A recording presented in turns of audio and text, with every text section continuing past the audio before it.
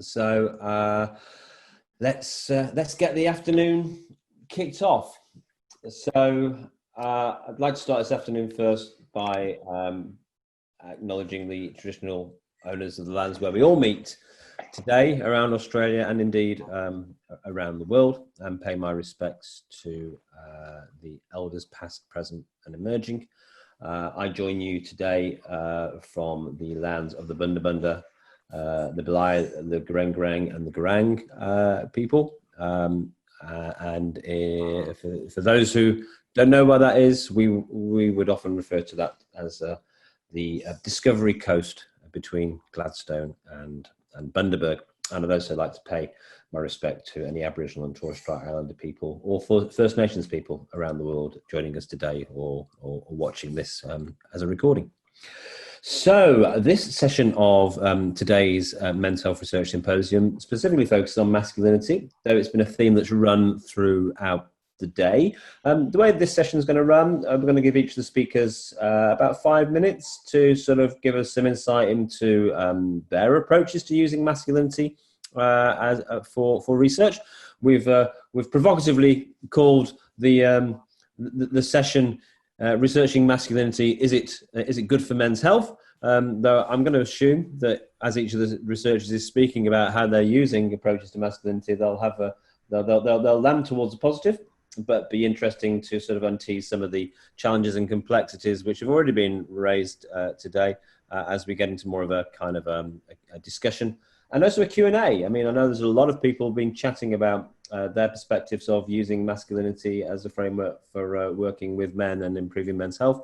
So please do bring that to this conversation, because this is a part of the day where we've kept the actual presentations to a shorter format, and there's more opportunities for more of an open forum discussion.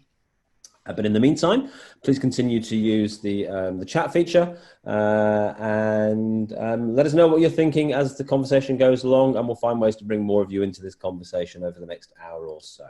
So in terms of order, I think we're going to start with Natalie.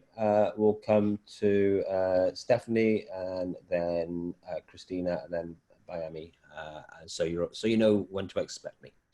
So coming first then to our hero of the day.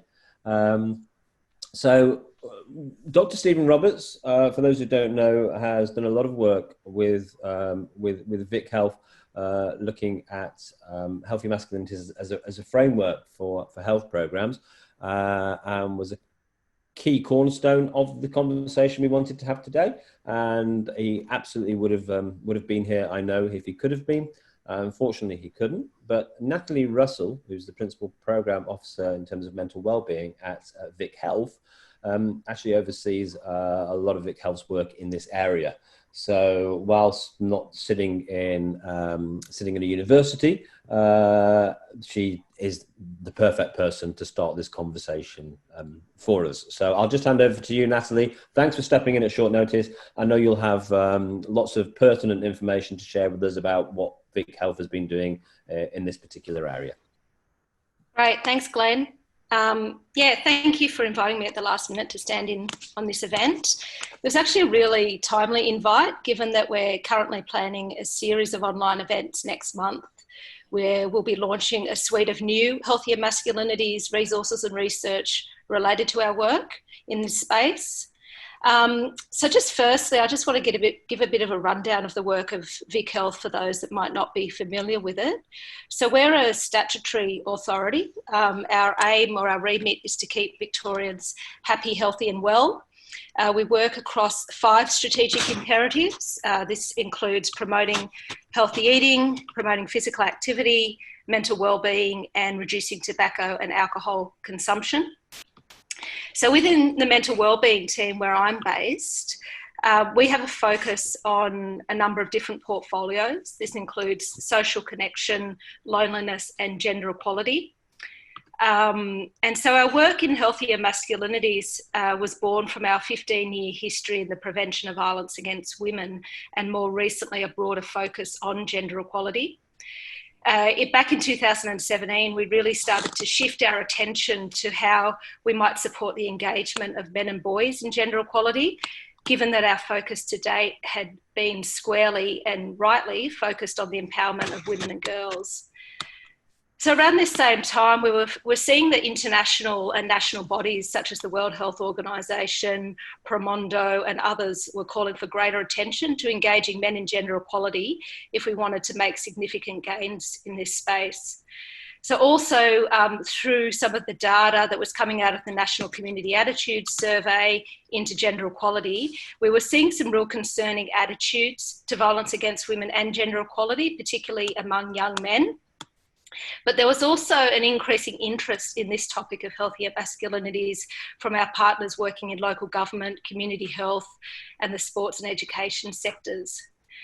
And so for us at VicHealth, the field of masculinities or healthier masculinities was a really good fit, as emerging evidence was increasingly demonstrating that masculine norms and stereotypes not only impacts on gender equality outcomes, but as you would know, it also influences the health and well-being of men and boys in relation to many of our priority health areas, such as mental well-being and alcohol consumption. So we kicked off our work in this space in mid-2017 with a roundtable which brought together researchers, practitioners and policymakers to discuss the latest evidence and identify where key research and implementation gaps exist. Following on from this roundtable, we then commissioned Associate Professor Steve Roberts and his team at Monash University to undertake a scoping review, which provided a critical discussion of a body of literature pertaining to the concept of healthy or healthier masculinities. This scoping paper is currently being updated by his team to include an additional 15 new papers that have emerged over the past 12 months, and we'll be relaunching this rapid review next month. And I guess it really demonstrates how the field of healthier masculinities has exploded and continues to increase in terms of the wealth of literature that we're seeing. So then, using this scoping review findings as a base, we then developed a masculinities and health framework to build understanding and support good practice programs and project design, specifically in the health promotion sector. So the framework itself is a comprehensive tool that supports practitioners, policymakers and others to challenge masculine stereotypes and norms through their health promotion practice. And I've given Glenn a copy of the framework, which again has just been recently updated, and so happy to share that with everyone today via the chat function or another mechanism. So the Masculinities and Health Framework, it describes the current evidence base, it lists good practice principles and design for programs and projects, it lays out strategies for action across the ecological model, with examples of how to address masculine stereotypes and norms within health promotion practice. So whether the goal is gender equality, mental wellbeing, alcohol consumption, risky drinking, etc. So this framework was then used to inform a funding round late last year, where we invited Victorian local governments to apply for up to $140,000 over 2 years to apply the promising practice from the scoping review and the framework in their communities. So we've recently successfully awarded 2 of these grants, and we'll be announcing the recipients next month. And the projects are really exciting because they take a whole of community approach to addressing masculine norms and stereotypes across a range of settings, such as sports clubs, schools, local governments and workplaces. And Steve Roberts and his team, again, will be involved in the evaluation of that particular piece of work, so the 2-year projects. So just lastly, before I wrap up, I wanted to briefly mention a final piece of work related to our Masculinities and Health program, which is based on extensive research undertaken by Common Cause Australia and Associate Professor Michael Flood from QUT on behalf of VicHealth in 2019 and early this year. So this project uses values-based messaging theory and evidence-based insights into more effective ways of engaging Australians in the topic of masculinities through the language and the framing that we use. The research has culminated in a message guide and a research report, which again, we're launching next month. The primary users of the message guide are people working to challenge unhealthy attitudes and patterns of behaviour that stem from adherence to traditional forms of masculinity, and who aim to shape healthier norms and behaviours for Australian men and boys. And it specifically provides 4 top tips for persuasive public messaging on the topic of healthier masculinities. So I'm going to leave it there, but as I mentioned, we're running 2 events next month in partnership with Jesuit Social Services, Michael Flood and a few others. So where all of this new work and resources will be launched. And if you'd like to be invited, please just go ahead and contact me and I can send you the details once they're released. Thank you. Great, thanks Natalie. I've posted a link to the framework. I don't know if it's the most up-to-date one. Yep. I needed an external link, so I couldn't share the one you sent me. And by all means, pop your email in the chat box if you're happy for people to contact you.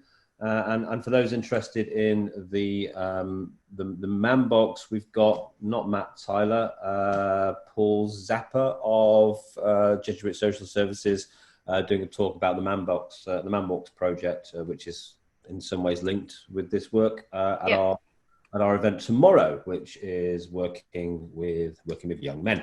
So that's a great start. It gives us an understanding of what's happening in Victoria, probably the only state that, maybe not in Australia, but one of the few in the world that's sort of taking such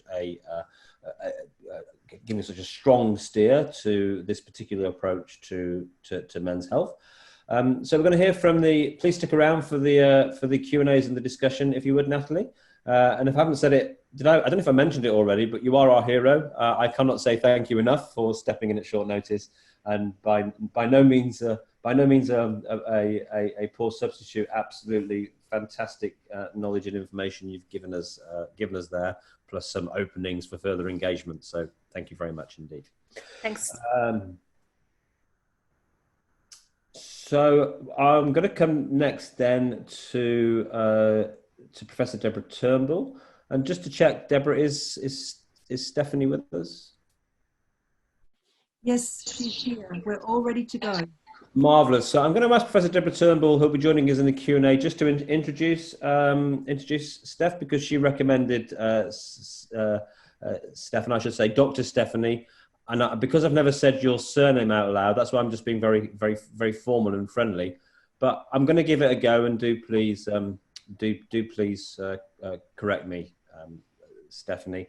So I'm going to say that you are Dr. Stefanie Lopriore of the University. Yep, perfect. Okay, not too bad. Over to you, Deborah. Hi, Glenn, and hi, everyone. My name's Deborah Turnbull, and it brings me a lot of pleasure to introduce you today to Dr. Stefanie Lopriore. In addition to working with Stefanie on this project, I am one of the members of the Australian Men's Health Forum board, and we're delighted to have you here today. Stefanie's going to be talking about a project which indicates that there are various ways that men engage with online health services, and she's going to show us a thematic analysis that shows that the way they can engage with such services are oftentimes very much aligned with contemporary constructs of masculinity. Let me hand over to Steph, acknowledge that I'm on the land of the Kaurna people and Stefanie is on the land of the Boandik people. And Stefanie is a clinical psychologist working in regional South Australia. Thanks, Steph. Thank you. I will just try to share my screen, which I don't seem to be able to, but that's okay. Maybe I will just speak then to what we've done, seeing as probably isn't too much to add from the slides anyway. So I did this piece of work that I'll talk about as part of my PhD research, which was based on a corpus of about 200 calls from men to a helpline called Health Direct Australia, which, if you're not familiar with that, Health Direct essentially triages all different types of medical calls and will give people advice around whether or not they should go into hospital, if they can manage whatever's going on for them at home. So that sort of thing. It's very, very medically focused conversations. So I was interested in looking at men's real life health behaviours on this helpline, as there isn't really a lot of rich literature that looks specifically at real life behaviours, and in addition, not much for men. So it wasn't necessarily a study that started off wanting to look specifically at masculinity, but masculinity definitely came into the picture in how we interpreted some of those findings. Something I was really interested in finding out about was looking at how much these health behaviours on the helpline matched some of the literature around men's health, because there was quite a pervasive narrative I was noticing that pictured or positioned men as quite reluctant and unwilling help seekers that had lots and lots of trouble engaging with health professionals and with their health care. So I wanted to look to see how much the actual health behaviours were matching this story, because the previous literature tended to be based more on self-report, focus groups and that sort of a thing. So I was just curious about that. So we used, as Deb said, qualitative thematic analysis to investigate the data, and we looked specifically at the opening parts of the calls to the helpline, which was the part of the call where men would essentially seek help. They would describe what their problem was all about, and they would sort of put themselves out there as needing help from this helpline service. So it was quite a really rich and interesting part of these calls. We found 3 broad themes, which I formulated as caller types. And I won't get into the nitty-gritty of all of the sub-themes and everything that went into those broad themes. I'll just kind of touch on them briefly. So they were the reluctant caller, the unwell patient, and the concerned carer. So the reluctant caller seemed to really be negotiating with this masculine norm around not wanting to appear overly concerned with their health while still seeking help at the same time. So they tend to be quite hesitant in saying that they had a problem and in wanting to seek help. And they also seem to really often talk about the concerns of other people as their reason for calling the helpline. So I'm calling because this person told me to, and that sort of a thing. The unwell patient was a bit different in that these men often would describe their health problems as chronic, enduring, or really distressing, and that was their reason why they were seeking help. They often would be in a bit of a sick role in that they were people that tended to already have medical diagnoses and be reaching out for help sort of within what was happening for them there. So they were already positioned as quite legitimate help seekers because of this role that they were already in. They sometimes as well would position themselves as having quite expert medical knowledge through previous experience, or sometimes even occupational categories. So some men were nurses, and so they would describe themselves as nurses at the outset of those calls. So that was quite interesting too. And the third theme was the concerned carer, which was a group of men that would seek help by being quite explicitly concerned about what was going on, but for the health of another person. Usually it was their children. Sometimes it was their spouse or their elderly parent, but in any case, it tended to be that men in that group were a lot more able to seek help and express concern and kind of talk quite emotionally, but when it was for another person. So in terms of our interpretation, our discussion around what we found, we essentially were pretty well able to say that there wasn't just one type of male patient. There wasn't just one type of patient that was reluctant or unwilling. There actually was a lot of versatility in the way that men sought help, and that seemed to be quite dependent on their personal situations and where they were at, and probably their life stage as well. There certainly was evidence of that more common, I guess, help-seeking style, in that we did find the reluctant caller type going on in there, but it certainly wasn't the dominant type of male caller to the helpline in our data set anyway. So our implications, I think, really are just to acknowledge that there, I think, shouldn't really be a one-size-fits-all approach to men as patients, and that it's important to just acknowledge that from a health professional stance as well. There has been some literature that I saw when doing my PhD studies that talked about the impact that these male patient stereotypes can have on the way health professionals view patients, and that sometimes that can impact men quite negatively. So I think the more we shine a light on this versatility in the way that men engage with masculinity, in the way that they seek help, then hopefully the more positive experiences men will have with health providers. And that's probably all I have time to say.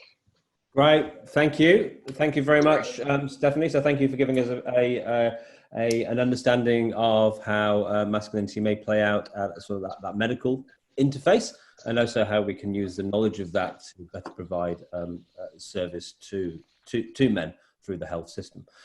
So coming next to Dr. Cristina Caperchione, giving us the international flavour based in Australia, but you may pick up from her accent that she doesn't hark from here. And you may have picked up from my accent that I'm a Queenslander, by the way, but also wasn't born in Queensland, as some of you will have guessed. Cristina comes highly recommended by Professor John Olive, who's an Australian in Canada. She's on some kind of cultural exchange, I think, because she's half Canadian in Australia. Had a little bit of experience working with Cristina in the last year or so, and delighted to have you involved on this panel. Thanks for being here. Great, thanks, Glenn. And it's been absolutely amazing listening to all of the work that's been going on. And I'm going to touch on a few things regarding masculinity, but I really want to focus more on the work that we've been doing in the research. And I'm sure there's many of you out there that could see some good synergies, and we're always open to collaborations because I think that's where we work the best. And so my work in men's health originated when I actually lived up in Rockhampton almost 18 years ago. And started there with the Man Up project, and that was actually done in Gladstone, was our, And from there I moved back to Canada for a time period, and was able to start doing work with John Olive and Joan Batoreff at the University of British Columbia. And through that, we've built some really strong programs. And at the heart of all of this, I'm definitely a community-based interventionist that has an interest in physical activity specifically, but that's really grown given the collaborations I've made and the programs we've started. So I think I can share my screen. So I'm going to put this up, and it's really just a way to get some eyes rolling and some conversation. Oh, what's going on here? Okay.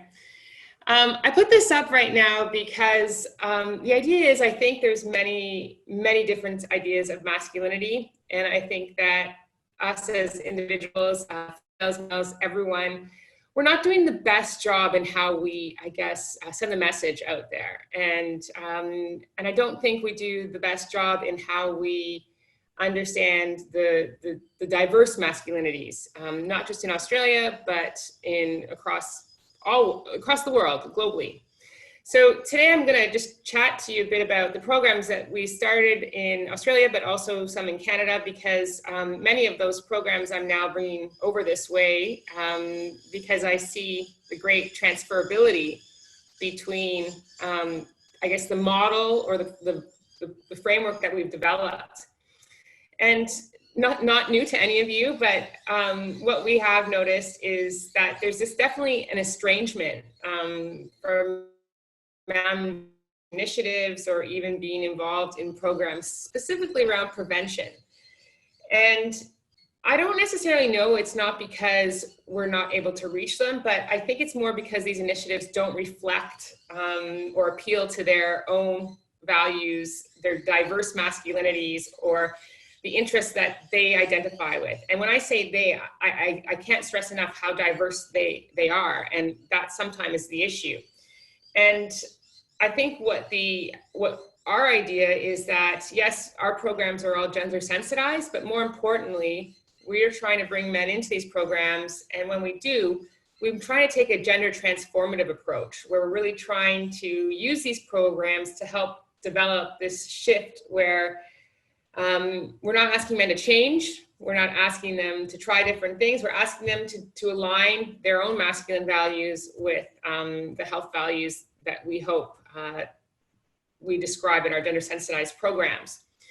So I do like some of these because it just kind of gives you an idea of how diverse we are and some of the views that we have and some of the views that we need changing or that we need altering. And that transformative approach is going to be really important. I wanted to talk to you about a few programs that we have. As you can see, we have definitely an array of different environments, different sites. A lot of the work here is Canadian based because I've only been back to Australia in the last, actually it'll be 2 years in 2 weeks. So, but started there and actually started moving a lot of this stuff over as well. So one other really important aspect that I do want to indicate as well is that all of these programs, all of these initiatives have been developed using a participatory approach. And that was a big thing we talked about earlier this morning in John Olif's and James Smith and John McDonald's session, is that idea that we really need to get men, stakeholders, academics, anyone, consumers, to be part of this like co-design approach. And that's really worked for us because things, and not to mention men, because as you can see, I'm a woman. So, you know, I can give a women's perspective. I can give a perspective from my academia, my research from men's health, but having men there, it's just a whole other level. So we've really developed all of these programs based on that. And what we've noticed within these programs is that when we give men a voice, it really helps develop something that they want to be part of, and it really helps them engage in it, take ownership. And then we start to see this transformative nature within these programs where the men are starting to say, you know, this does align with my masculinities. I just have to alter it a little bit here in order to fit here. And that's where the flexibility comes. So we do have a number of programs happening, currently still going on. Some that I wanted to mention, one in particular, our Power Play Men's Health at Work. This one's been going on for quite a while, and it started with cancer prevention, but we've actually moved into a number of health behaviors. And the reason why we moved into a number of the health behaviors is because the men told us that they wanted this. They wanted multiple behaviors. It wasn't just one thing that they had to deal with. So with Power Play, we actually are just recently published a paper in Sleep Health. We're actually looking at masculinities around sleep. Sleep for men. And so that program talks about physical activity, talks about nutrition, talks about smoking, talks about mental health and sleep. So it really does have an array. We have also noticed too that in that difference or those diverse masculinities, it does cross across many different settings, many different subgroups of men. So our original Dad in Gear program was really focused around dads quitting smoking and help when their partners are ready to give birth. And what we've noticed is that, you know, there's a lot of Aboriginal men in Canada that were very interested in this and that could really use a program that aligned with their own masculinities and their own interests. So we were able to translate that with the help of men. And I guess one last one I wanted to talk about, and I guess is closest to my heart too, is our Hat Trick program. And our Hat Trick program was actually based on something similar that Eleanor talked about in the last group, was the stuff that happened in Scotland years ago with the football. And so we kind of took that model and did that in hockey, in ice hockey in Canada.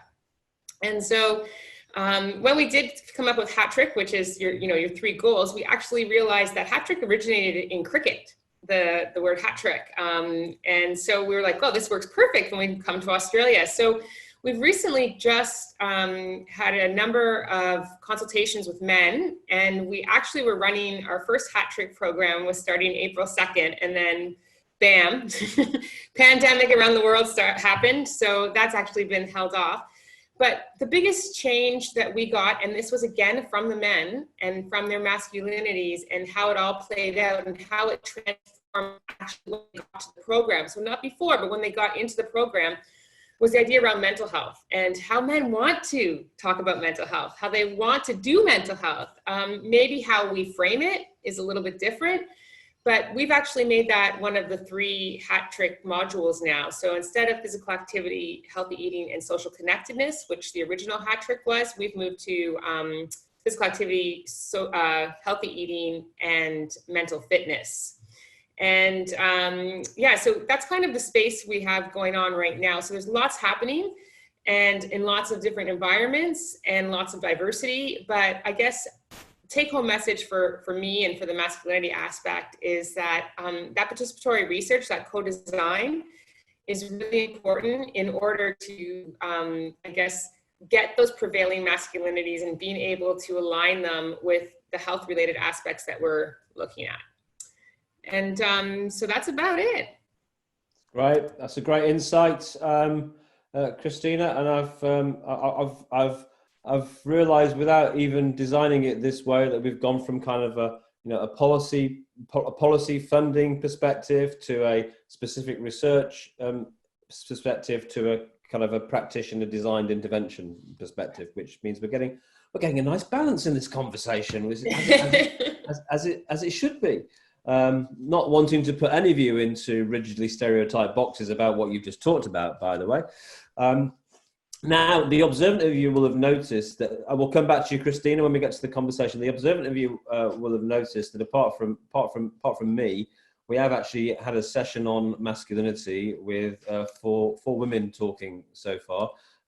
And of course, we're in the world of doing health and doing gender, and we need a diversity of voices.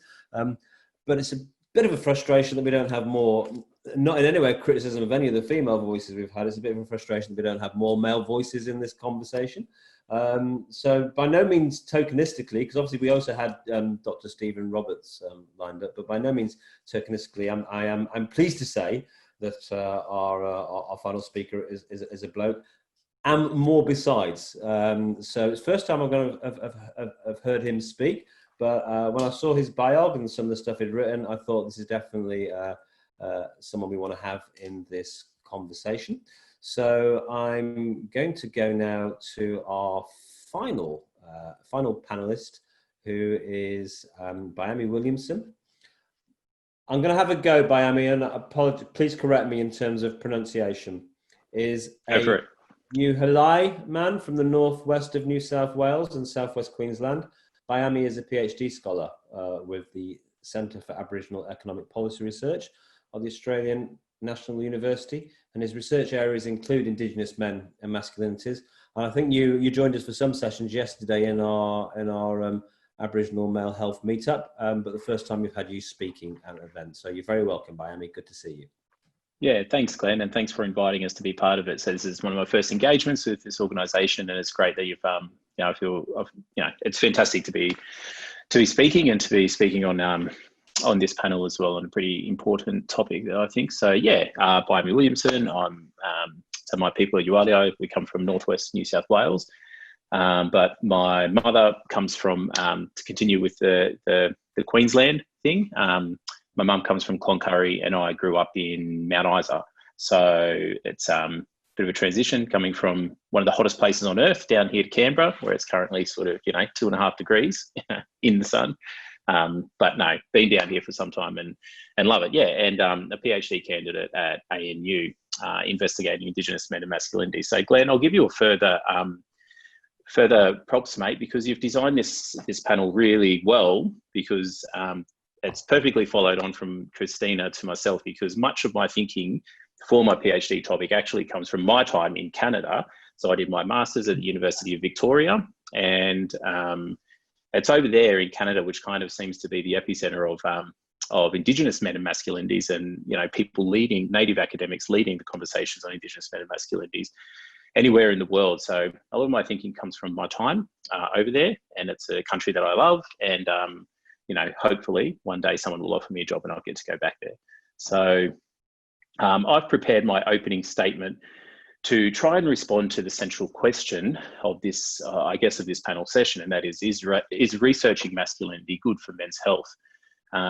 So I'm going to explain a little bit of what I'm doing through my research, and then I'd like to come back to this question at the end of this, at the end of my introductory comments here. So as I said, my PhD topic is on Indigenous men and masculinities.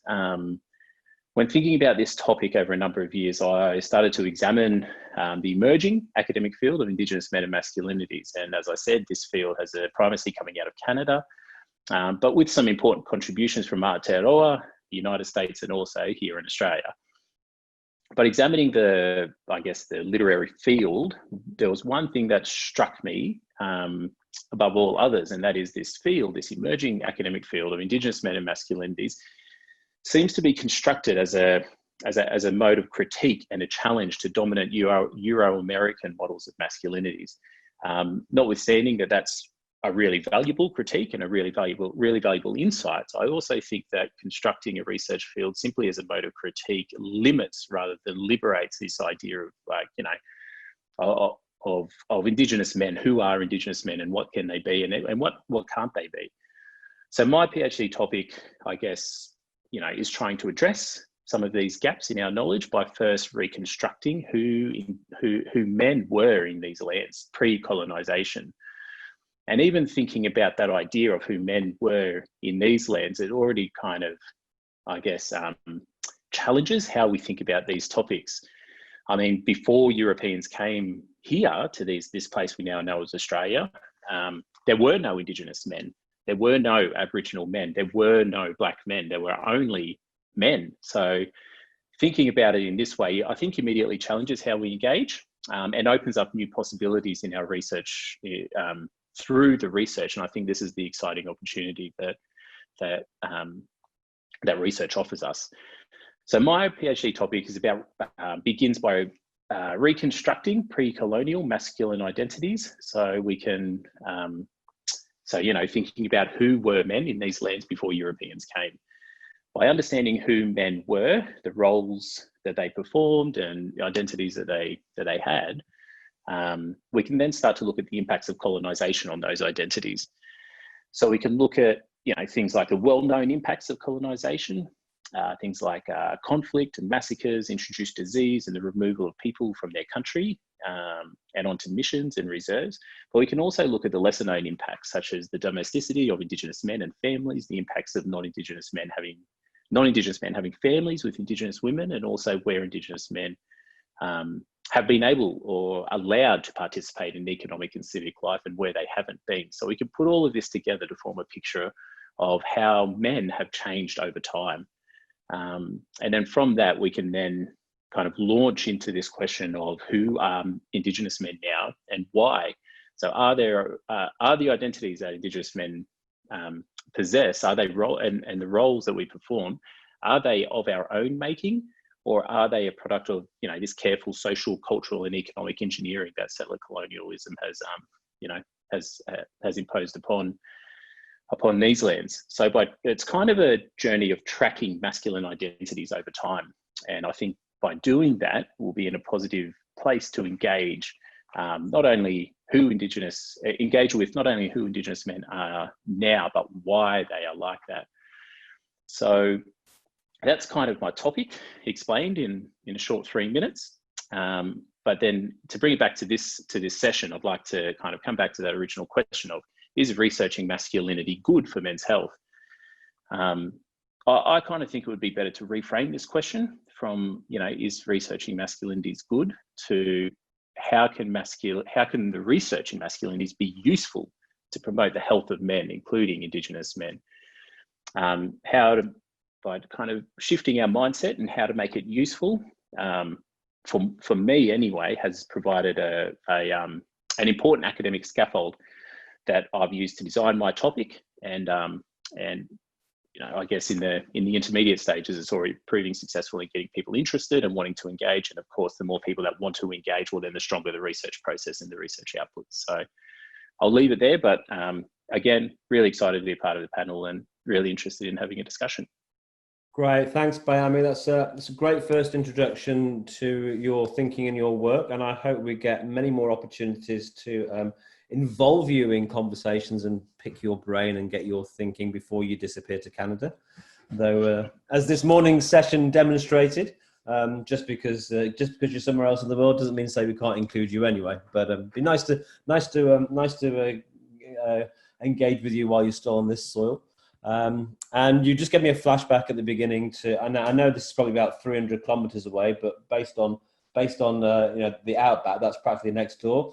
When I traveled all around Australia, well, the outside mostly, people ask me, what was the favorite spot you went to? And do you know what I say?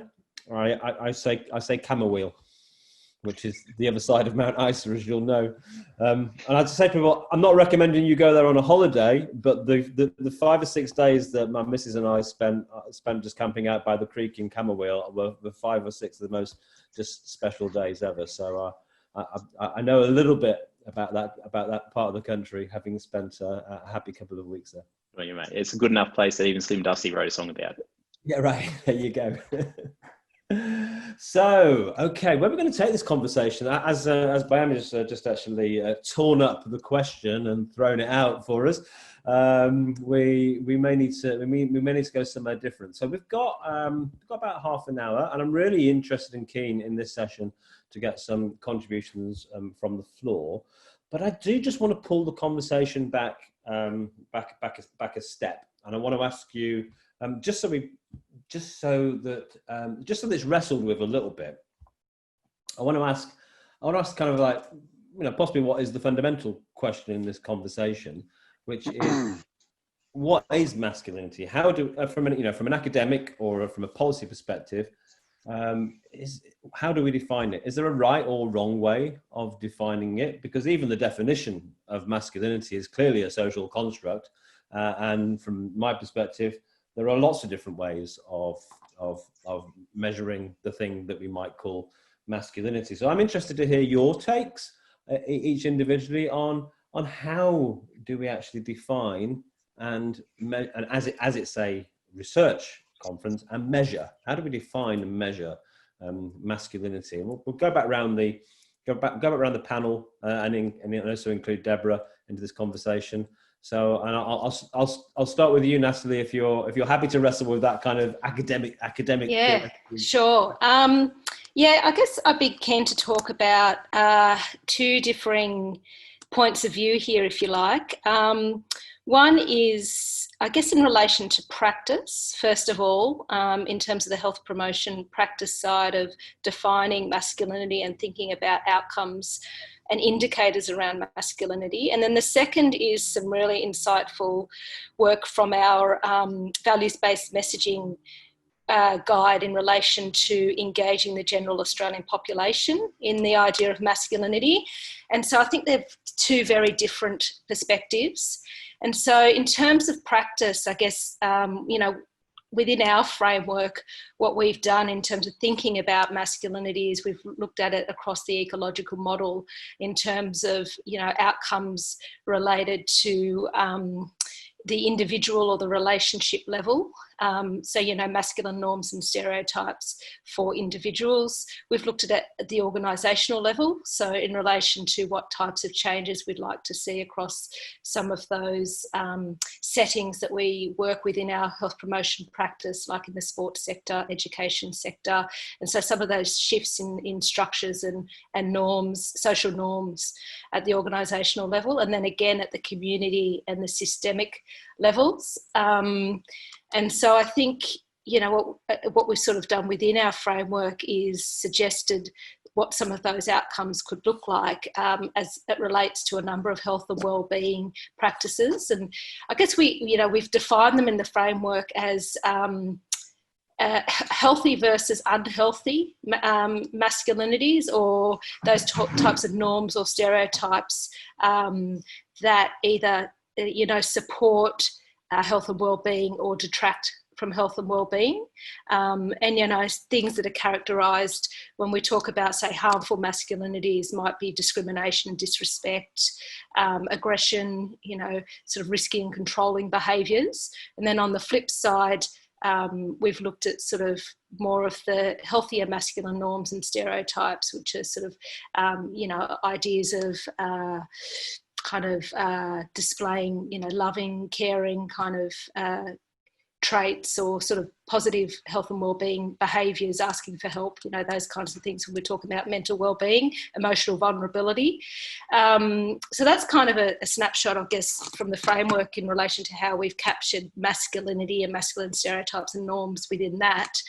But then talking more about how we frame it in terms of public engagement, it's been a really interesting insight in relation to the research that we've done, which tested a range of messages with over 1,200 Australians, and we oversampled the younger population, so 16 to 18-year-olds, to get a sense of whether their views and perspectives around masculinity differed from the older age groups.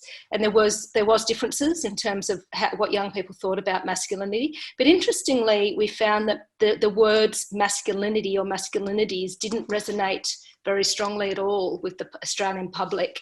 And we've suggested that as an alternative, masculine stereotypes or gender stereotypes or those kinds of definitions actually engaged people better.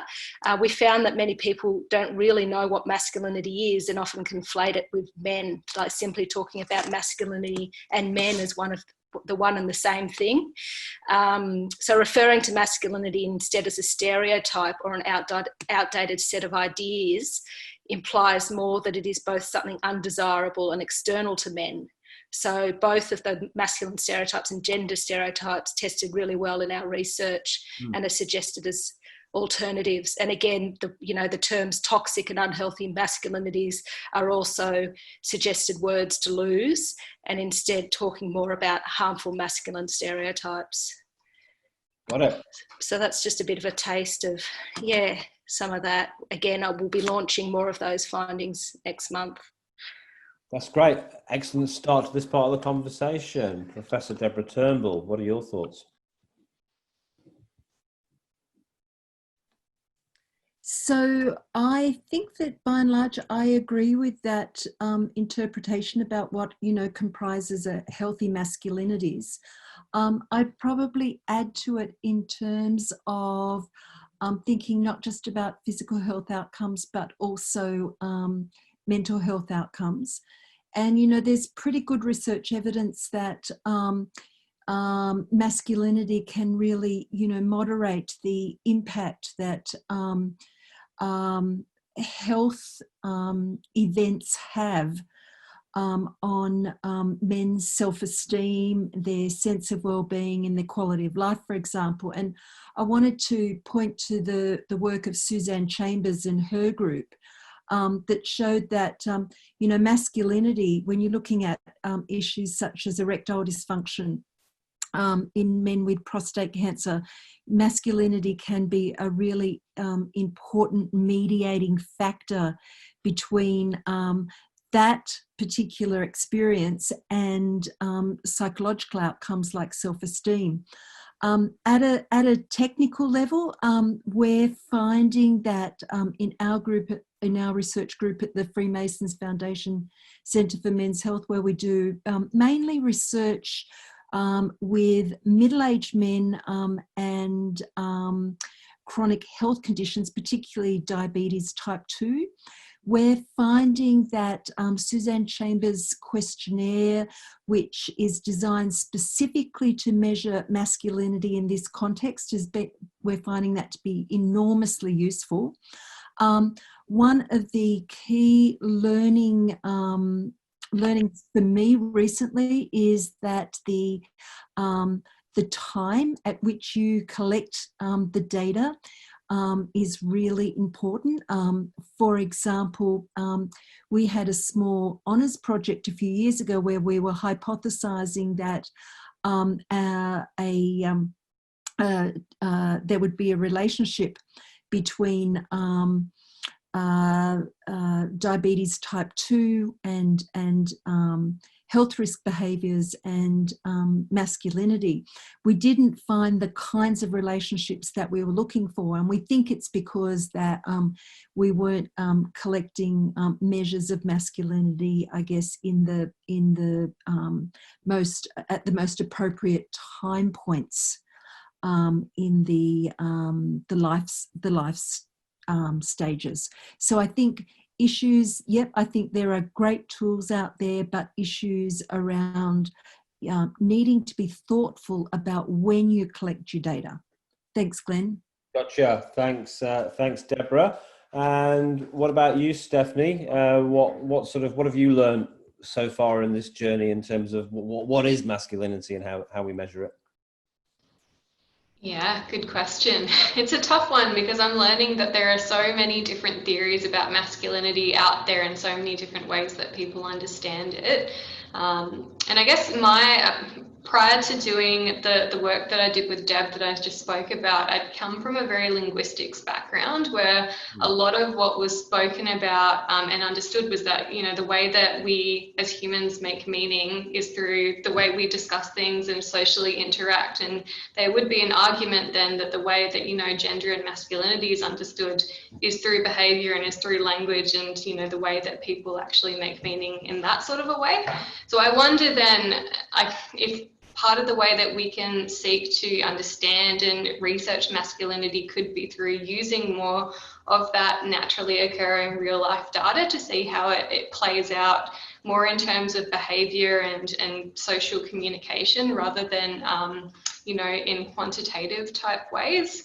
But yeah, that's just my 2 cents. Useful, thank you. And Cristina? Well, I'm going to try to use my philosophical terms here, but you know, I actually think it's quite a difficult one to talk about for a couple of reasons. First of all, I think it's very personal in how we interpret what masculinity is, and I can only talk to it from the perspective of an outsider looking into the men that I work with and what I see, because I don't think I can provide you with a lot of knowledge around that area. I think that earlier on today, we talked about the idea of stoicism, resilience, independence, gendered role expectations. All of those can fit within the sociological, I guess, definition that we sometimes give hegemonic masculinity or masculinity, and turning that to the idea that there's this inferiority and superiority. I think it's also interesting that earlier on in the session, there's a very good point made about maybe we need to stop comparing men to women and what we're doing wrong or doing right, but necessarily comparing men to men and the different groups of men and the way that men interpret masculinity. So it's definitely a difficult question to respond to. I think that they're always changing. I don't think masculinity is static. I think it's quite dynamic depending on your influences, depending on your life status, depending on, you know, what part of the world you're in, your environment, the inequalities that you face. And I mean, we see some of this right now happening with all of the different racism and protests going on in the US and around the world.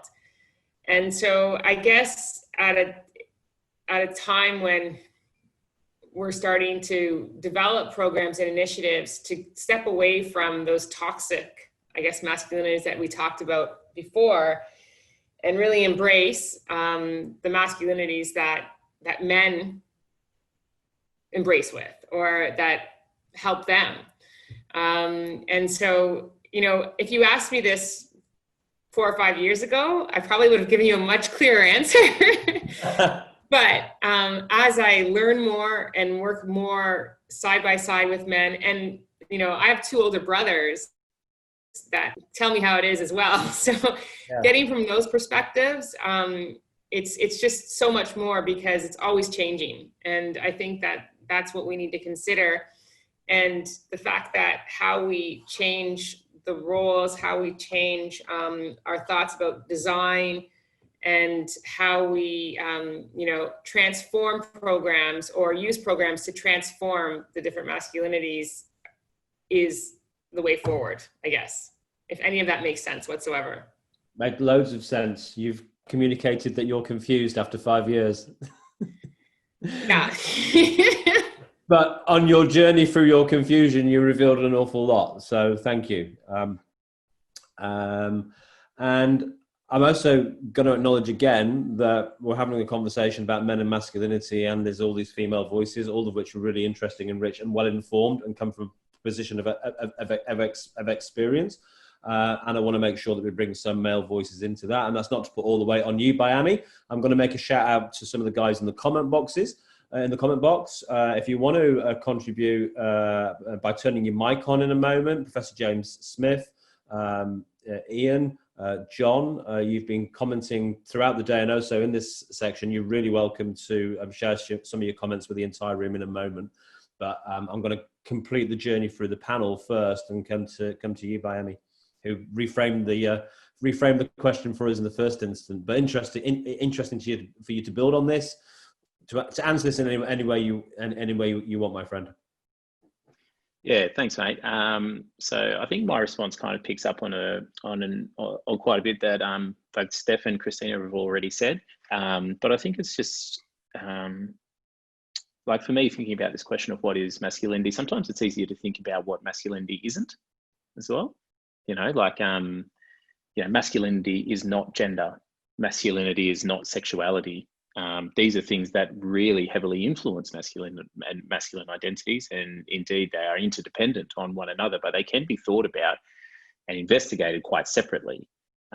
So in this way, you kind of, it's masculinity it's something that sits outside. It definitely sits outside the realms of gender, and definitely sits outside the realms of sexuality. However, they do meet often, and the more we understand them as interdependent processes, I think that kind of enriches the lessons that we learn from that. But I think for me, in the way that I approach definitely my work, so obviously as an Aboriginal man, and as an Aboriginal scholar, I always try and apply Indigenous research methods and privilege the thinking that Indigenous knowledges and perspectives contribute to this space, and how that enriches academia in particular. And in this way, I guess tying it particularly to my PhD, I guess a good way, one of the key Indigenous research methods is to use language work, right? So you go into discourse analysis and different words and different meanings, and that's a key window that we can sort of look into different cultural communities over time and the things that they, different constructions and how people think. So I have yet to come across an Aboriginal community on mainland Australia that has one singular word for men. Usually, and definitely in the community that I come from, and the communities that I've worked with, they all have multiple ways to describe men. So there isn't one way to describe a man. There isn't one type of man. There are multiple types of men, anywhere between 4 and 8 different naming conventions around what it is to be a man. So that can be kind of a young man, an uninitiated man, an initiated man, an old man, a clever man. There's all of these different things. And what they tell us is that there wasn't one type of man. There were multiple types of men. They all did different things. They served different purposes. They performed different roles. And the way that I kind of understand the modern field of masculinity is a way to kind of understand what's going on in that gamut of identities and the gamut of roles, the different roles that men occupy. So I guess, masculinities is just a way to understand these different identities that people possess and perform. And I use the word people because, of course, women can perform masculine identities as well, which is why, I always say, my PhD investigates Indigenous men and masculinities, because I'm dealing specifically with men who perform these roles. So I hope it gives some food for thought. Yeah, absolutely. I just thought I'd ask a simple question to start the conversation. You know, what is masculinity? And we've nearly taken up all the time. How interesting. But I want to come, if you're there, James, to Professor James Smith. I'm sure you've got some reflections on this. James was in our very first session where we asked the question, and again, I'm not sure how successfully we answered it, but our opening question this morning was, what is men's health and why do we need to research it? And here we're asking, you know, is researching masculinity good for men's health? So, James, really welcome your thoughts and reflections as a long time researcher in this field of men's health. Yeah, thanks very much, Glenn. You know, all those presentations were great, so thank you very much for those. And it's really heartening to see the evolution in the research that's gone on relating to men's health and masculinities over the last couple of decades, really. And a question that I posed before was, to what extent should we be perpetuating masculine stereotypes and or trying to resist them in health promotion work? And there's a number of scholars that have been writing on that topic, and I've popped a few articles in the chat box. Hopefully people have got hold of those. And I guess what we're seeing now is that there's this plurality of masculinities, and John Olive spoke about that this morning, and that's been evident in a lot of the presentations today. And whether that be around less dominant forms, whether it be around forms that are aligned to specific population groups, Black masculinities, Indigenous masculinities, and so forth, I think that that's all a really valuable contribution to trying to advance health and well-being. And I noticed that somebody put a comment before, sorry, I don't have my chat box on, but around the motivation motion, what is important is, are we thinking about this to advance men's health? Are we thinking about this to advance other health and social inequities in society? And we've really got to think about that. And I'm certainly not suggesting that we shouldn't be focusing on hegemonic masculinities in some health promotion work, but I think we've got to think about who's the population we're trying to target there, and I guess be more nuanced and more considerate in the way that we do that. And I'm saying all this research emerged, which is so exciting.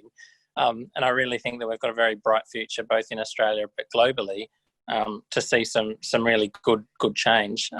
The other area where I've seen a lot of this work emerges in the mental health space in particular. And I think, you know, there's no doubt that there's a really important need for doing work in that space. And I think that there's a growing body of evidence to support what that can change. And hopefully that flows through to some policy change as well. And again, that was something we spoke about this morning, was that resistance to changing that narrative around negative stereotypes. So well done to everybody, and look forward to furthering conversations beyond today. So thanks. Thanks, James. And yeah, no, it's really interesting. I went through the process of you know, seeing how the current national men's health strategy was developed. You know, Australia's led the world in being one of the few countries in the world to have a national men's health policy. And we're actually joined by Dr. Noel Richardson in the final session, who wrote the world's first national male health policy in Ireland. So that's a real treat to have him in this conversation. But something that's really notable in the development of the 2020 to 2030 strategy, which was done in the last couple of years, was that it doesn't mention masculinity at all. And so it kind of like, because in this space, it's a really easy, free-flowing conversation to have. There may be differences in opinion, but it's something we're really comfortable, and it's normal is to talk about. But in terms of actually straightforward, you know, old-fashioned health promotion, getting people to not smoke, to exercise more, to lose weight, to take care of the heart, to get the blood pressure checked, to go to bowel cancer screening and all the rest of it, the health system often doesn't see any value in wrestling with the idea of masculinity, and therefore just simply puts it in the too hard box. And I think it was one of the you know, whilst I could argue all day long about the rights and wrongs of the approaches, you know, using masculinity as an approach to improve health outcomes for men, and would love to have those kind of philosophical discussions. The very fact that we just put it in the too hard box at a strategic level was really disappointing for me, and a real missed opportunity. Not least because a strategy at a national level should guide the work that goes on in the country. And whether you like the masculinity approach or not, as is clear from this conversation, it is a tool that is being used now in the world of health. And it's also there's also a conversation out there in society about masculinity and its link to particularly mental health and suicide, but more generally to other social outcomes. So the fact that we've got you know, a national men's health strategy without any reference to that conversation is a massive blind spot. It positions itself outside of what's actually happening in the world, from the academic world to the health policy world to actual conversations that people are having on social media and in the pubs and in society. So thank you for actually all taking part in this conversation. But I really want to acknowledge, and actually, you know, forwarding this conversation in the world of research and practice. I just want to table my disappointment that that isn't acknowledged in the world of strategy from our federal government that pay my wages. So hopefully this isn't recorded and Greg Hunt's never going to see. Oh, it is recorded. Damn.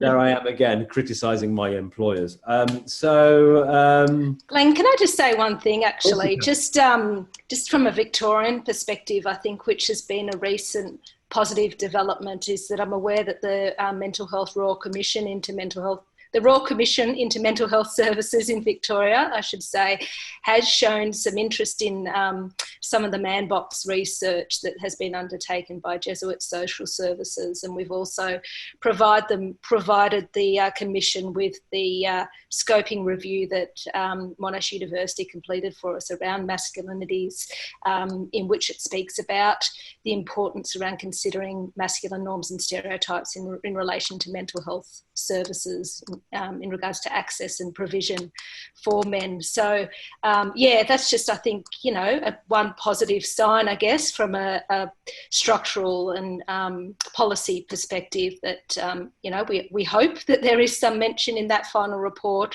for the from the Commission in relation to masculinities, but there has definitely been some interest there.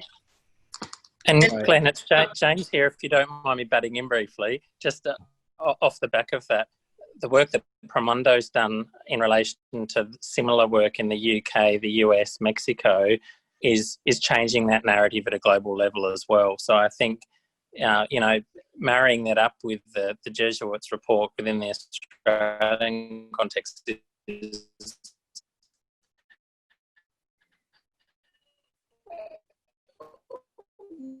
we're really seeing this narrative to maximise, and the work that they did over there in relation to looking at the economic costs of this is really important as well. And I don't think that's been replicated just yet in Australia, but it would be really that change at the policy level that you mentioned before. Yeah, you broke up a bit there, James. So the bit about the economic impact, where was that done?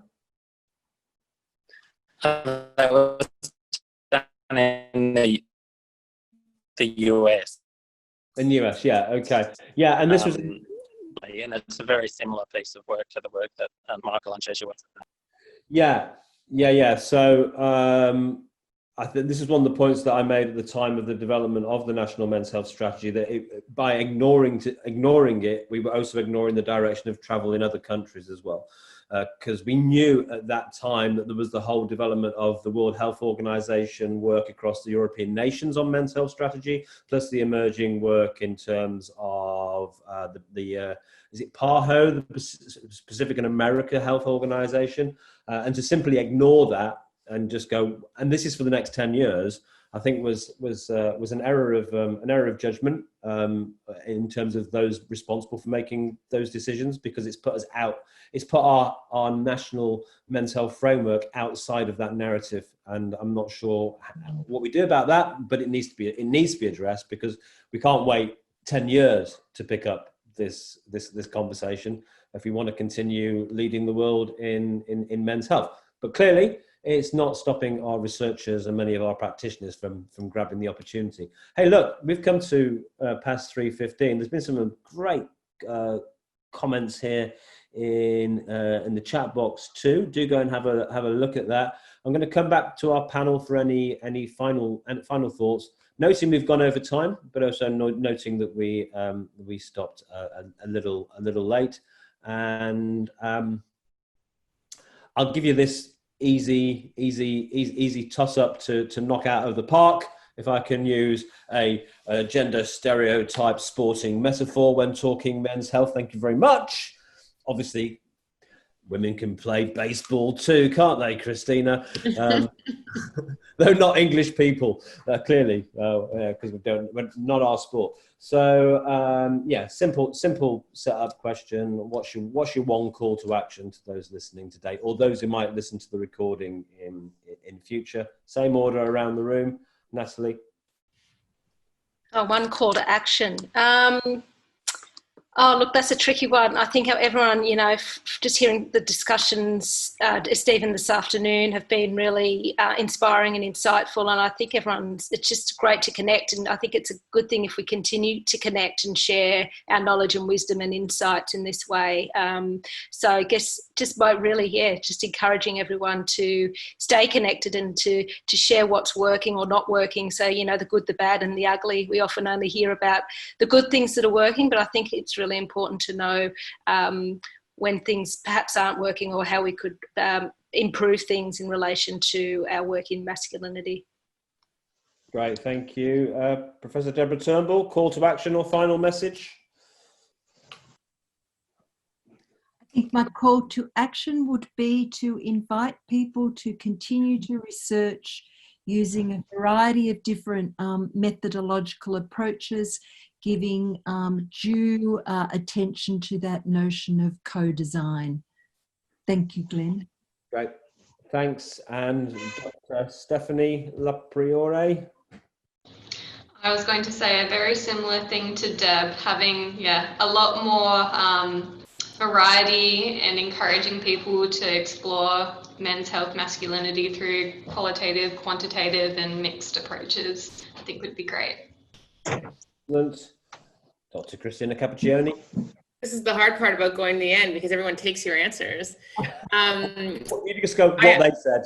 Well, I've actually got two take-home points. The first one being the fact that the whole co-design and participatory action research, in where it's not necessarily the researchers designing the programs, but the men being involved in that whole design, not even just the methodological evaluation, but from the beginning of the scientific direction of the entire program of research, is really important. But also, I noticed in the comment box, which really kind of struck a chord with me, that I believe Ian had indicated. I think it's this idea of how we frame masculinity too. And when we say the word masculinity, everyone just assumes that it's toxic and bad. And I think that we need to, as you had indicated, in order to change policy, in order to move forward, there are really good aspects of it. And we need to highlight those and help and see how people interpret it differently, and understand how we can explain it in a way that is positive rather than negative.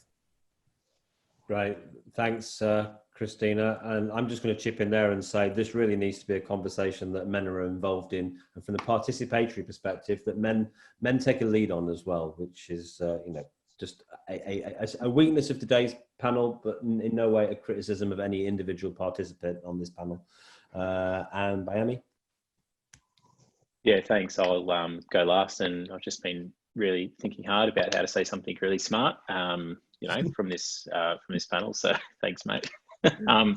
But look, I think I'll I don't know if it's a call to action, but I think perhaps sharing what really excites me about being in this space and and researching the topic that I am. And I guess, you know, things like PhDs or these larger research studies, research projects, they're really, you know, they're strategic opportunities really to frame a conversation and to get people thinking differently about the way that they just kind of go about their daily lives, and to question the unquestioned. And I think that, you know, one of the key reasons why I chose to do what I'm doing is because I think that the consequences for having men with healthy, positive male identities, positive masculine identities, is enormous. Spoken specifically about the health sector here, but it goes across, you know, criminal justice sector, it goes across governance, and government, it goes across education, it goes across environmental management, it goes across economic participation, it goes across the whole gamut of things. You know, if you've got, and ultimately, you know, if you've got healthy men in your society and healthy men in your community, it'll make your society and your community a lot stronger, a much more pleasant experience to live in, and the betterment of everyone. So whilst focusing on men, and Indigenous men in particular, like, the real outcome is for community. So yeah, I think I'll just leave it there. That's great. And I think you probably made the first public call for masculinity in all policies in an indirect way there. I don't know if anyone's ever used that phrase, masculinity in all policies, but yeah, my final thought is, in addition to the importance of men's voices in this conversation, is to honour the tradition of the men's health sector. And there's been a very positive tradition in the men's health sector of doing what works and building on the strengths of men. There's also been a history of almost being two camps of the strengths-based and the masculinities approach. And I just want to put a call out for us to continue to talk across those divides, but also to look at ways that we can develop our understanding of the strengths of masculinity, the values, the virtues, and that which is positive about masculinity, and bring that into our conversation, because it's the only healthy way really to ensure that we also include men in a positive way in this conversation. And that is in no way to Pollyanna the negative side or the dark side of masculinity in any way, shape or form. This has been a fascinating session. It's been the one that's caused me the biggest headache for various reasons, not least of which unavoidable dropping out of one of our key speakers. So did I say already that you're our hero? I did. Thank you for stepping in. But it's all the women, that's why, Glenn. You're all legends. Thank you very much, and really enjoyed the chats that have been going in the chat box too. Thank you one final time for each of our 5 panelists, to Natalie Russell, to Professor Deborah Turnbull, to Dr Stefanie Lopriore, to Dr Cristina Caperchione, and to Bayami Williamson.